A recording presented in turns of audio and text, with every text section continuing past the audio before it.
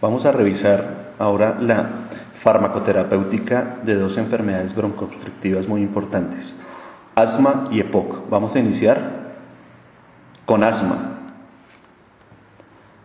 Entonces, las enfermedades broncoobstructivas nos lo mostraba el Blue Journal desde el año 2001, 2002, este diagrama de Venn, donde nos mencionan aquí en la parte de la izquierda el EPOC con el enfisema y la bronquitis crónica y algunos pacientes que se comportan tanto bronquítico crónico como enfisematoso. Al lado más a la derecha podemos ver el asma como una enfermedad independiente y un signo de interrogación acá de algunos pacientes que se comportan como un broncoobstructivo EPOC, pero que tienen atopia y que tienen hipersensibilidad de la vía aérea, generando un proceso obstructivo. Miremos hacia la parte inferior, es un proceso irreversible el EPOC, mientras que el asma es un proceso reversible, aunque si no logramos tratar adecuadamente a nuestros pacientes, pues estos terminan siendo asmáticos con un EPOC al final de sus días. La definición de asma es una inflamación crónica de la vía aérea, proceso inflamatorio con síntomas recurrentes secundarios precisamente a esta inflamación con obstrucción variable de la vía aérea, a menudo reversible. Estos pacientes nos llegan al servicio de urgencia, los compensamos, pero si el paciente no se controla, no se cuida ambulatoriamente, puede avanzar en su enfermedad y llegar a un momento en que es irreversible. Pero partimos de que es un proceso inflamatorio con hiperreactividad de la vía aérea que genera broncoobstrucción de manera reversible. Por lo tanto, su terapia debe ser antiinflamatoria, su terapia debe ser de prevención frente a esa hiperreactividad bronquial y adicionalmente su prevención y su tratamiento debe conducir a mejoría total del paciente. Ya lo vamos a ver más adelante. Esto es una gráfica que nos muestra la mortalidad desde el año 79 hasta el año 2005 por millón de habitantes, donde se ve en mayores de 65 años cómo la mortalidad iba aumentando progresivamente hasta inicios de los años 90, donde se estabiliza y posteriormente disminuye. Y entre 35 y 64 años, la mortalidad que se mantiene poco aumentada también, pero posteriormente, después del año 2000, empieza a disminuir. Y de 5 a 9 años, donde se ha mantenido estable, también con disminución en los últimos años.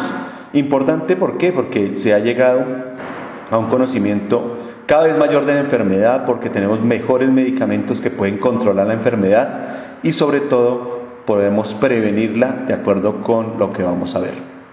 Por la mortalidad por raza, desde el año 79 hasta el año 2005, de igual manera podemos ver aquí pacientes negros, pacientes blancos y otros que pueden ser los hispanos, donde la mortalidad también iba en aumento hacia la década de los 80s, 90s, y ya en el año 2000 empieza disminución bastante significativa a través de las medidas que se han hecho para el tratamiento, control y prevención de la enfermedad. Dos palabras acerca de la fisiopatología para entender la terapéutica. Recordar cómo este epitelio, que es pseudoestratificado ciliado en la parte superior, este es un corte histológico de la vía aérea, como en la parte inferior vemos la destrucción, la infiltración de células inflamatorias, todos estos rojitos son eosinófilos, y adicionalmente el despulimiento de esa capa de cilias que promueve posteriormente que el paciente se reinfecte, se produce mayor mitosis o episodios mitogénicos del músculo liso bronquial, generando broncoobstrucción. En el proceso inflamatorio vemos aquí más en detalle, más cercano, esta gran cantidad de células inflamatorias en la vía aérea. Esto es lo normal, tomado del Academic Press del año 98, una micrografía donde se ve claramente el pseudoepitelio o el epitelio pseudoestratificado ciliado. Miremos las cilias bien bonitas como se ven acá, y al lado derecho como aparece el paciente asmático, una destrucción completa de la vía aérea generando detritos, destrucción. Estructuras subepiteliales, donde vemos pequeñas cantidades de glándulas, la gran cantidad de cilias, un epitelio normal, una membrana basal normal y adicionalmente un músculo liso normal. Miremos qué pasa en el asma, donde ya no hay cilias, donde hay más células caliciformes productoras de moco, donde hay destrucción de este tejido epitelial y posteriormente mitosis del músculo liso. Y miremos la membrana basal que aumenta, hay miofibroblastos, lámina reticular aumentada que impide el intercambio gaseoso adecuadamente. Entonces se produce descamación del epitelio, se produce infiltrado de células inflamatorias, se produce depósitos subepiteliales de proteínas de la matriz extracelular, se produce hiperplasia de células caliciformes y al lado izquierdo una broncoscopia normal con la luz como se ve acá, y al lado derecho como el tejido, gran tejido inflamatorio con destrucción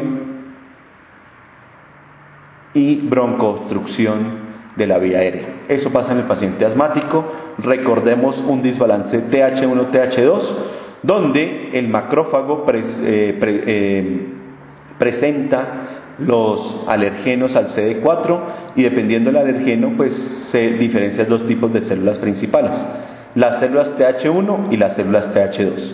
Las células TH1 en la parte superior, como se puede ver aquí en la diapositiva, podemos ver, esto es de New England Journal of Medicine del año 2004, un bonito artículo de la fisiopatología del asma, donde nos mencionan defensa contra organismos intracelulares, defensa contra organismos bacterianos, virus, parásitos, con gran producción de interleuquina 12 e interferón gamma. En cambio, en la inferior, cuando hay un proceso alérgico inflamatorio con producción de anticuerpos, se estimula la interleuquina 4, se promueve la liberación de linfocitos TH2 y adicionalmente esta interleuquina 4 inhibe la respuesta TH1, es decir, el paciente se vuelve atópico.